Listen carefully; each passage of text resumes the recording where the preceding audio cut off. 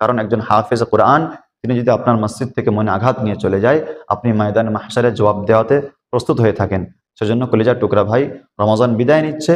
আমরা প্রত্যেকটা হাফেজ কোরআনকে যথারীতি সম্মান জানিয়ে, ভালোবাসা দিয়ে, তাদের থেকে দোয়া নিয়ে আমরা তাদেরকে বিদায় দেওয়ার চেষ্টা করবো ইনশাআল্লাহ। প্রসঙ্গ যখন তারাবি পড়িয়ে টাকা নেওয়া যাবে কিনা, সেটা সূরা তারাবি হোক অথবা খতম তারাবি হোক অথবা ইমাম সাহেব তার নিজ মসজিদে তারাবি পড়ান, এই জিনিসটা বোঝার আগে আমরা একটা জিনিস একটু ক্লিয়ার করে বুঝি ভাইজান, যে তারাবি যিনি পড়াবেন তাকে টাকা দেওয়া যাবে কিনা বা তার টাকা দেওয়া উচিত কি উচিত নয়।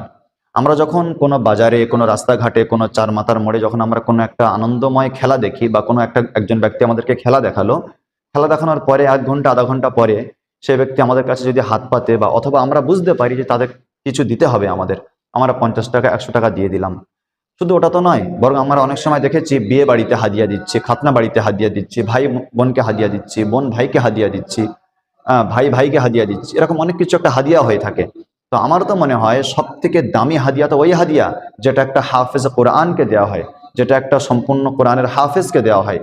যে ব্যক্তিটা আপনাকে 10 মিনিট আধা ঘন্টা খেলা দেখালো, আপনার মনে একটু আনন্দ দিল, আপনি খুশি হয়ে তাকে যদি 50 টাকা 100 টাকা দিতে পারেন, তাহলে যে কোরআনে হাফেজ, যিনি আপনাকে 1 মাস তারাবি শোনালো, 1 মাস মহান শ্রেষ্ঠ গ্রন্থ আল কোরআন যে শোনালো, সেই ব্যক্তিটাকে আপনি খুশি করে কি কিছু টাকা দিতে পারবেন না? ব্যাপারটা হচ্ছে অন্য জায়গায়।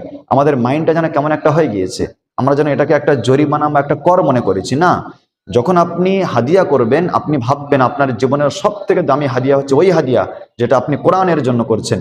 আর আপনার সব থেকে দামি ব্যক্তি হচ্ছে ওই ব্যক্তি যে ব্যক্তি হচ্ছে হাফেজ কোরআন, একজন আলেম, একজন বড় ইসলামের ধারক বাহক।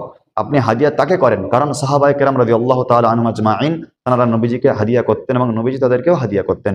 সেজন্য তারাবি পড়িয়ে টাকা নেওয়া যাবে কিনা প্রসঙ্গটা আলাদা।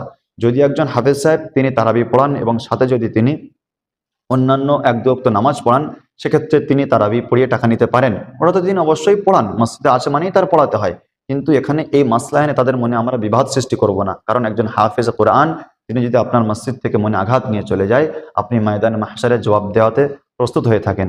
সেজন্য কলিজার টুকরা ভাই, রমজান বিদায় নিচ্ছে। আমরা প্রত্যেকটা হাফেজ কোরআনকে যথারীতি সম্মান জানিয়ে, ভালোবাসা দিয়ে, তাদের থেকে দোয়া নিয়ে আমরা তাদেরকে বিদায় দেওয়ার চেষ্টা করবো ইনশাআল্লাহ। আল্লাহু আ'লাম বিসসাওয়াব।